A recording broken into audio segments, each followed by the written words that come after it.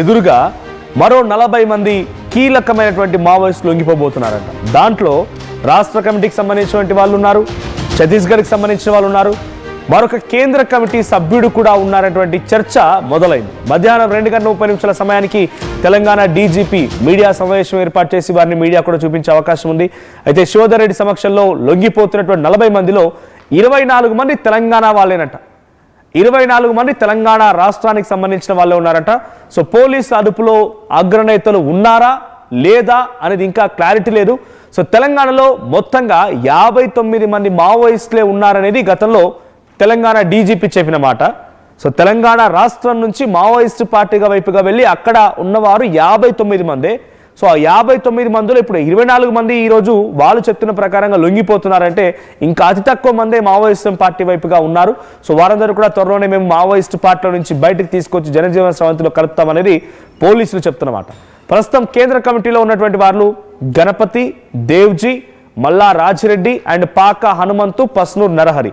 So మరి వీరిలో ఎవరైనా ఈరోజు పోలీసుల ఎదుట లొంగిపోతున్నారా అనేది ప్రధాన చర్చగా ఉంది. సో మరోవైపు రాష్ట్ర నాయకత్వానికి సంబంధించి కూడా ఉన్నారనేటువంటి ఒక మాట వినిపిస్తున్న నేపథ్యంలో బడే చొక్కారావు పోలీసు ఎటు లొంగిపోతున్నారా అనేటువంటి ఒక చర్చ కూడా జరుగుతోంది, ఒక అనుమానం కూడా అందరిలో మొదలైంది. సో ఇప్పటివరకు పోలీసులు చెప్తున్న ప్రకారంగా 40 మంది మాత్రం లొంగిపోతున్నటువంటి సమాచారం ఉంది, కానీ ఎవరు లొంగిపోతున్నారు, వాళ్ళు ఏ స్థాయిలో ఉన్నారనేది ఇంకా క్లారిటీ లేదు. బట్ యాజ్ ఆఫ్ నౌ మనకున్నటువంటి ఇన్ఫర్మేషన్ ప్రకారంగా 3 రాష్ట్ర కమిటీ నాయకులతో పాటుగా మిగిలినటువంటి వారు కూడా కింద మావోయిజంలో సభ్యులుగా ఉన్నవారే. సో 24 మంది తెలంగాణ రాష్ట్రానికి సంబంధించిన వారు, 16 మంది ఛత్తీస్గఢ్ రాష్ట్రానికి సంబంధించిన వారు. సో మొన్న కొమరం భీం ఆసిఫాబాద్ జిల్లా సిర్పూర్లో పట్టుబడ్డటువంటి ఆ 16 మంది మావోయిస్టులను కూడా ఈ రోజే మీడియా ముందు ప్రవేశపెట్టే అవకాశం ఉంది. సో 40 మంది ఆయుధాలతో లొంగిపోబోతున్నటువంటి మాట తెలుస్తున్న నేపథ్యంలో ఇది ఒక బిగ్గెస్ట్ నెంబర్ అని చెప్పాలి. తెలంగాణ రాష్ట్రంలో ఈ రోజు లొంగిపోతున్నటువంటి వారి సంఖ్యలో చాలా బిగ్గెస్ట్ నెంబర్ ఇది. అట్ ది సేమ్ టైం చాలా కీలకమైన నేతలు ఉన్నారట. మా ప్రతినిధి నిర్మల కూడా ఉన్నారు ఫోన్ లైన్లో. నిర్మల, ఈరోజు లొంగిపోతున్నటువంటి దాంట్లో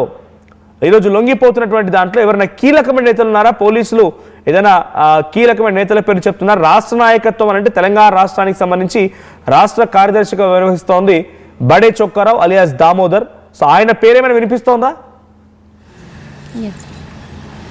ఎస్ మనోజ్, నిజంగానే, ఎందుకంటే తను కూడా లొంగిపోతున్నారు అని తెలుస్తుంది.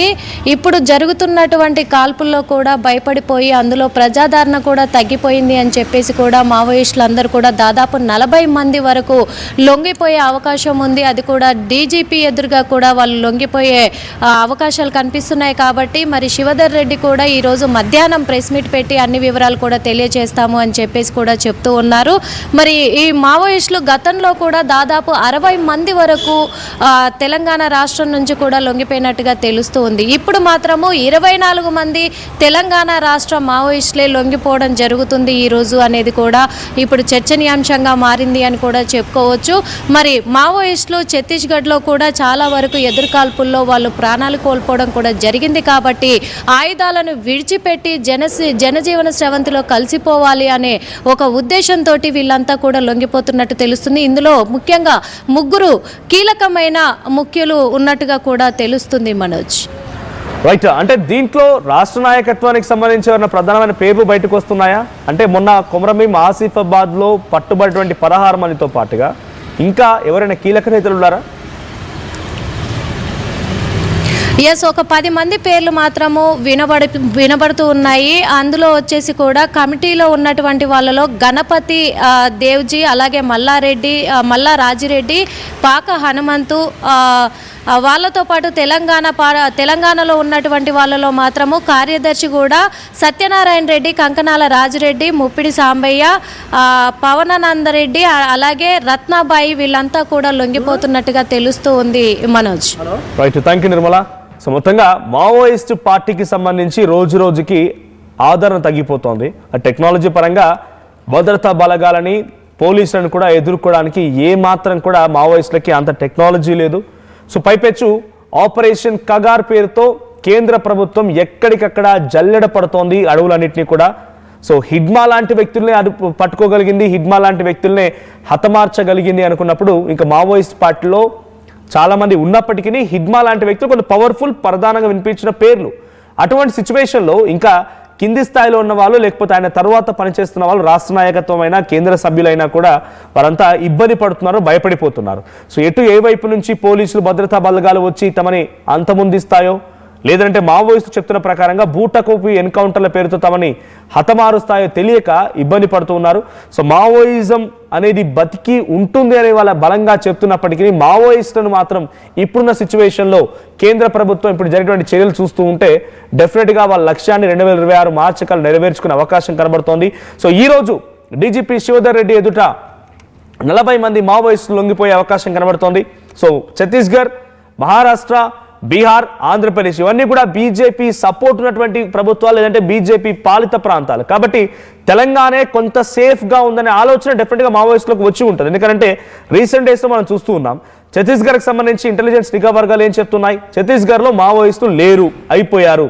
ఛత్తీస్గఢ్కి సంబంధించినటువంటి కీలకమైన నేతల వరన కనుక ఉంటే వాళ్ళు తెలంగాణలో అడవుల్లో ఉన్నారు, ములుగు జిల్లా అడవుల్లో ఉన్నారనేటువంటి మాటని ఛత్తీస్గఢ్కి సంబంధించినటువంటి పోలీసు ఉన్నతాధికారులు చెప్పిన మాట.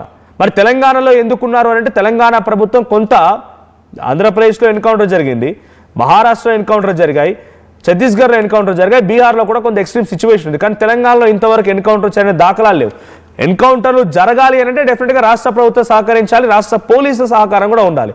సో ఇక్కడున్న సిచ్యువేషన్లో తెలంగాణ రాష్ట్రానికి సంబంధించిన నాయకత్వం ఉన్న మావోయిస్టులు ఎవరైనా ఉన్నా కూడా లొంగిపోతే అవకాశం కల్పిస్తామనేటువంటి మాటను చెప్తూ ఉన్నారు.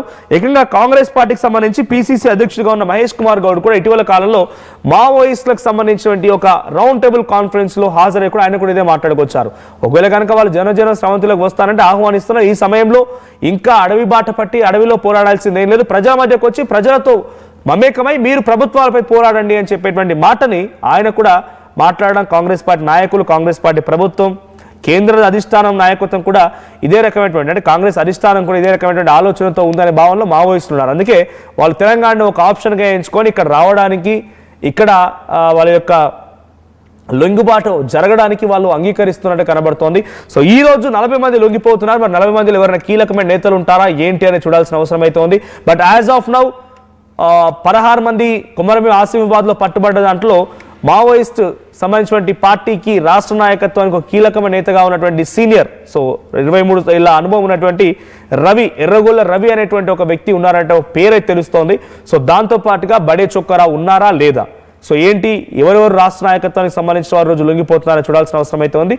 సో కేంద్ర కమిటీ సభ్యులు కూడా ఒకరున్నారట. మరి కేంద్ర కమిటీ సభ్యులు ప్రస్తుతానికి తెలంగాణ రాష్ట్రం నుంచి కేంద్రంలో పనిచేస్తున్న దాంట్లో గణపతి, దేవ్జీ, మల్లా రాజిరెడ్డి, పాక